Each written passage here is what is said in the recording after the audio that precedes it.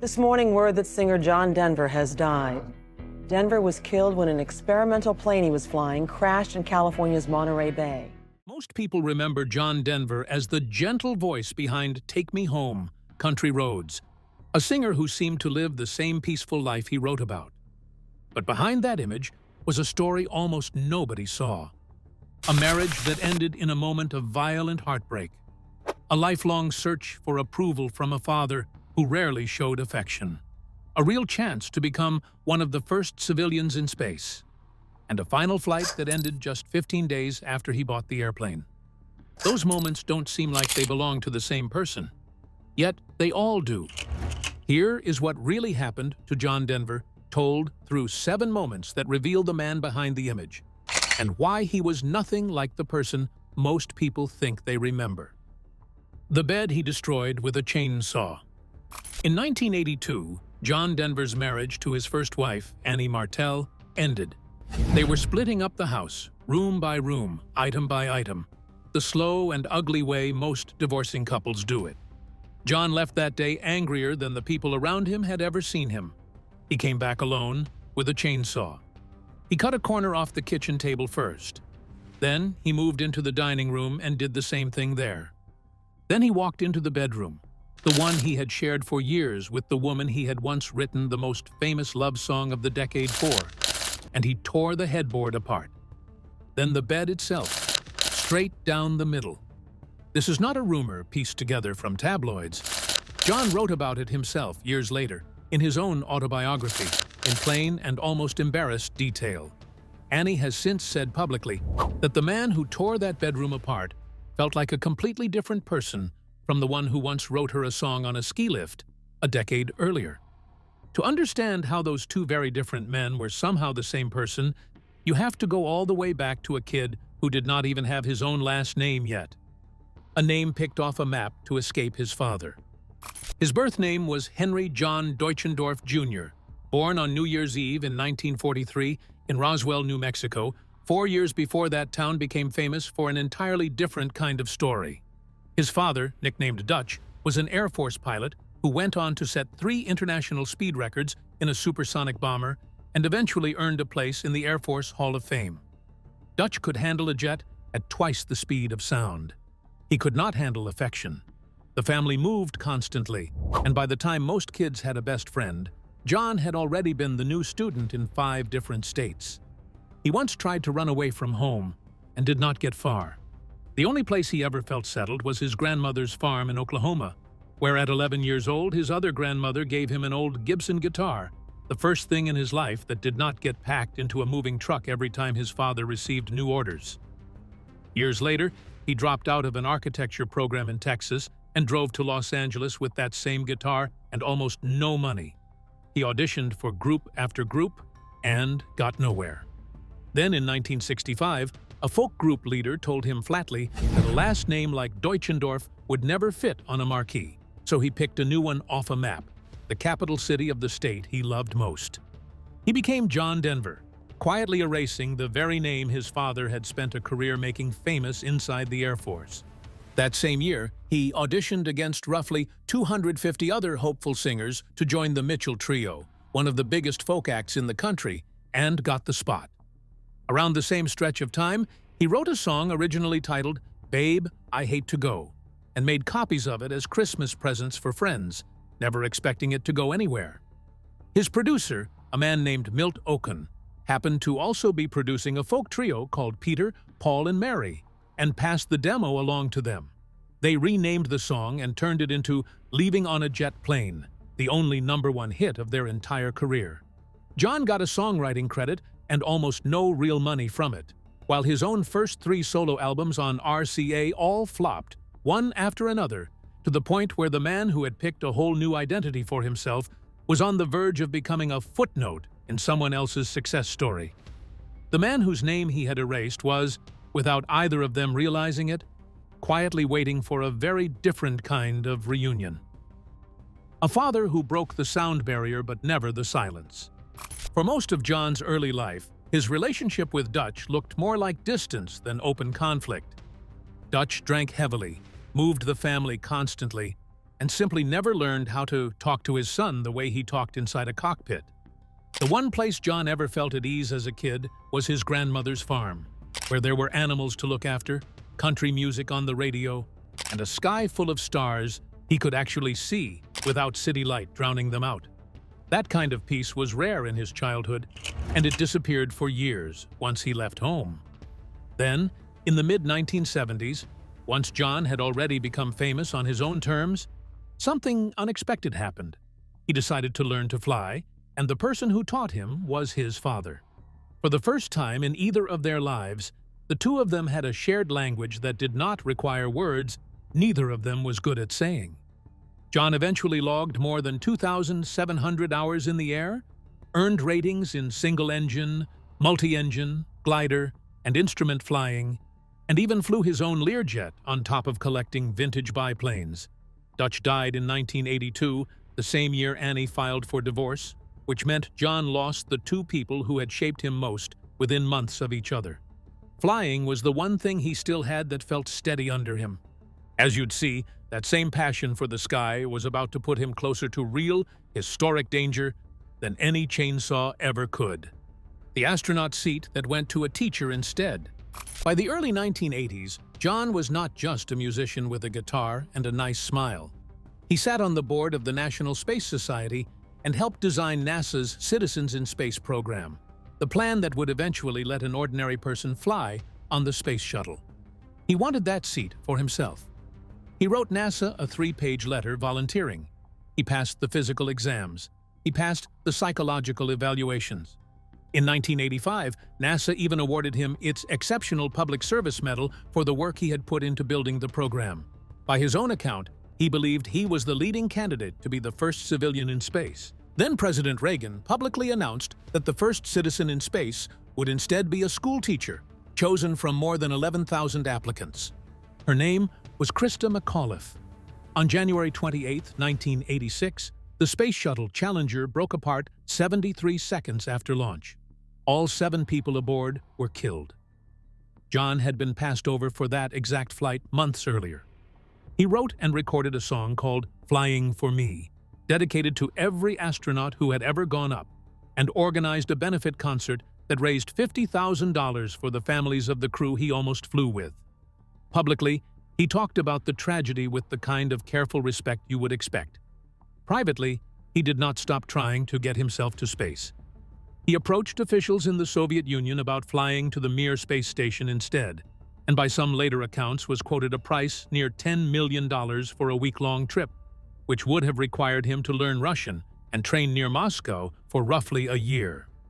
The deal fell apart for reasons that were never fully explained to the public. He kept reaching for the exact sky that had just killed someone sitting in the seat he wanted for himself. Eventually, that sky would turn on him too, just not from orbit. 10 minutes on a chairlift that saved a marriage no one could really save. Back on the ground, his first marriage was already struggling long before the chainsaw.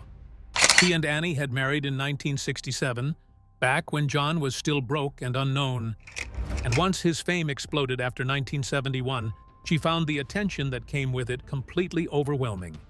They tried to have children and could not, since John turned out to be unable to father a child biologically at that time, so they adopted 2, a son in 1974 and a daughter in 1976. Before either adoption, in 1973, John left for Switzerland for 6 days during a rough stretch in the marriage, and Annie later said it felt closer to 3 months to her, alone and waking up at 4 in the morning to cry. She finally called him, and they agreed to try again. Weeks later, John went skiing in Aspen, rode a chairlift up the mountain, and in roughly the 10 minutes it took to reach the top, wrote the entire melody and lyrics to Annie's song inside his own head. He skied down, grabbed his guitar, and played it for her that same day. It hit #1 in 2 separate countries within months. That same era turned into an avalanche of hits most casual fans do not connect to one single stretch of years. Rocky Mountain High, Sunshine on My Shoulders, Thank God I'm a Country Boy, and Calypso, written for his friend Jacques Cousteau's research ship. He was named Poet Laureate of Colorado, performed at the White House, and starred alongside George Burns in the 1977 film Oh God. He was, by nearly every outside measure, one of the biggest recording artists on the entire planet in that stretch of years, filling arenas and hosting television specials alongside stars like Frank Sinatra. From the outside, it looked like a man who had everything. Annie later said the song that started it all began as a gift, but came to feel, over time, more like something he was praying for than something he actually still had. It was not enough to hold the marriage together. John admitted in his own writing to repeated affairs, and by the late 1970s he was rarely home for more than a few days at a stretch.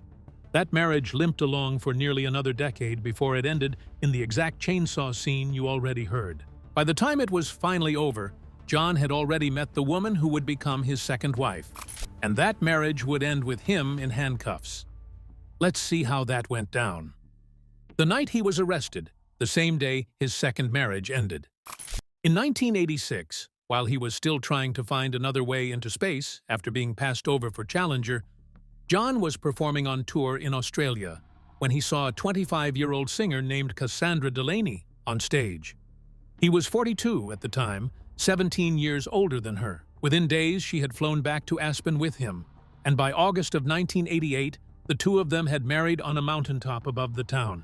9 months later, their daughter Jessie Bell was born, a biological child everyone, including John himself, had been told for years was essentially impossible for him to have. That part felt like a genuine, private miracle. The marriage around it did not go the same way. Cassandra later described a relationship marked by heavy drinking, jealousy, and repeated threats from him about what she would be left with if things ever ended. They separated in 1991 and divorced in 1993, after a custody fight that reportedly cost more than $3 million in combined legal fees. Cassandra was ultimately awarded primary custody of their daughter, and the two of them spent years afterward mostly avoiding each other in public. On the exact night that divorce became final, John was arrested for driving under the influence. It was not his last brush with the law behind a wheel.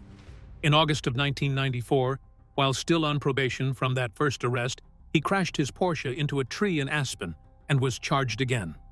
In October of 1995, following that pattern of arrests, the Federal Aviation Administration ordered him to stop drinking entirely if he wanted to keep his pilot's license active going forward.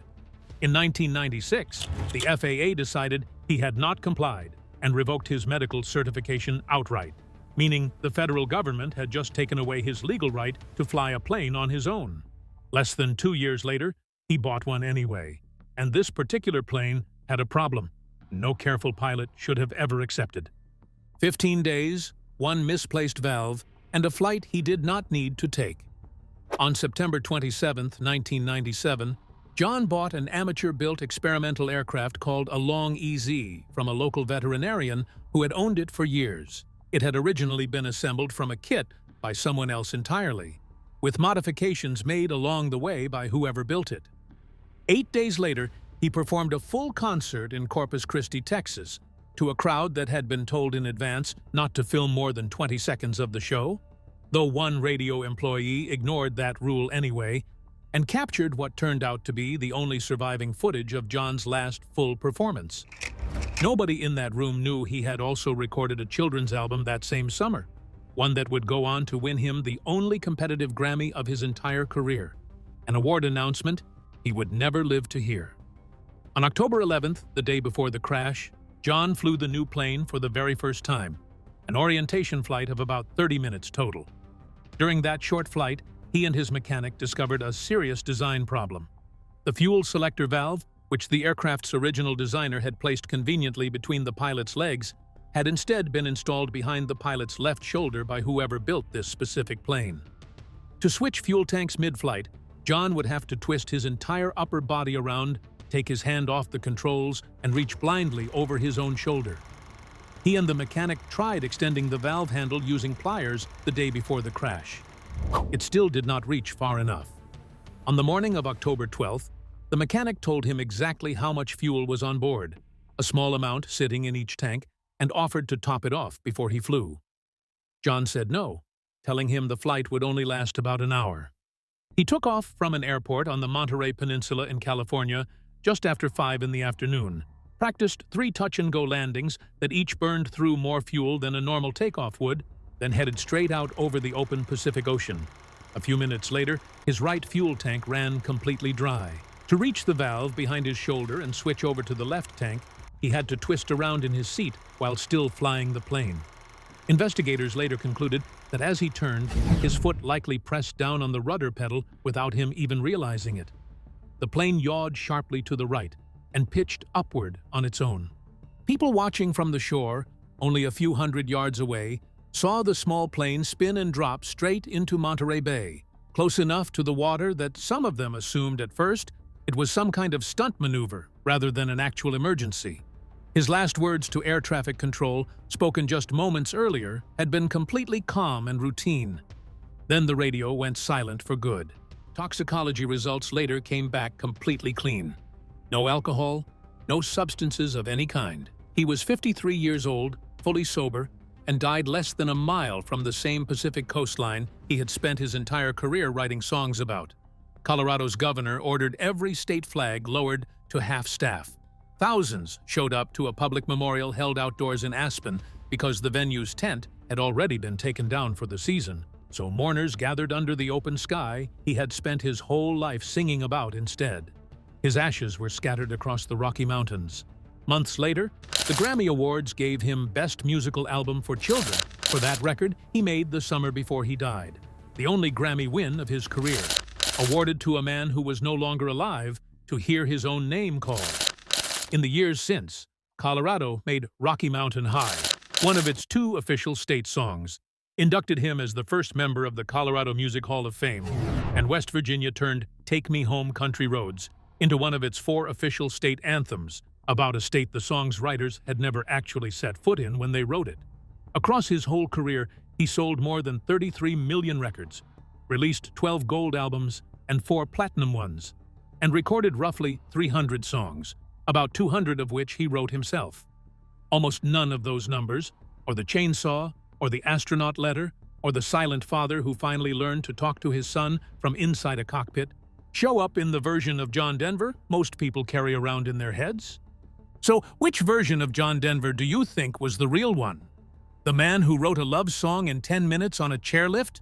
Or the man who took a chainsaw to the bed where he once sang it to her? If you enjoyed this unveil, smash that like button, comment, and subscribe for more untold Hollywood tales. And hit the bell so you never miss a drop. Want more? Check out another one of our videos. Thanks for watching.